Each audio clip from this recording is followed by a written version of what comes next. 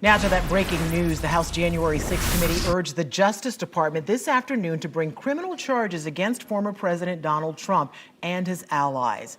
The referral wrapping up a months-long investigation that has caught the attention of a lot of Americans. The committee releasing a lengthy summary of its final report saying the former president engaged in a, quote, multi-part conspiracy to overturn the 2020 election. News 6 investigator Eric Sandoval is in studio with details. Yeah, we saw this coming, guys, but now it is official. Committee members announcing this afternoon they are recommending 4 criminal charges against the former president and others. Let's take a look at what those charges are. Those include obstructing an official proceeding, conspiracy to defraud the United States government, conspiracy to make false statements, and inciting or assisting in an insurrection. Now, this announcement of a recommendation came after about an hour-long recap by the Select Committee this afternoon.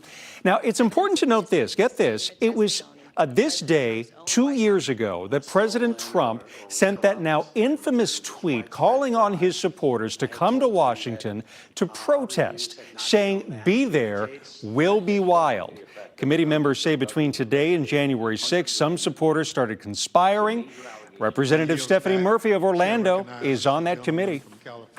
The president's December 19th tweet galvanized domestic violent extremists, including members of the Oath Keepers, the Proud Boys, and organized militia groups. These individuals began organizing to come to the Capitol in large numbers with the specific intent to use violence.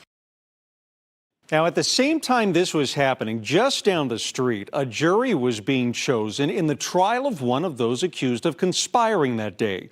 This is him right here, Joseph Biggs. He was the Florida leader of the Proud Boys. He's from Ormond Beach. He's accused of conspiring to commit sedition that day and stop the peaceful transfer of power.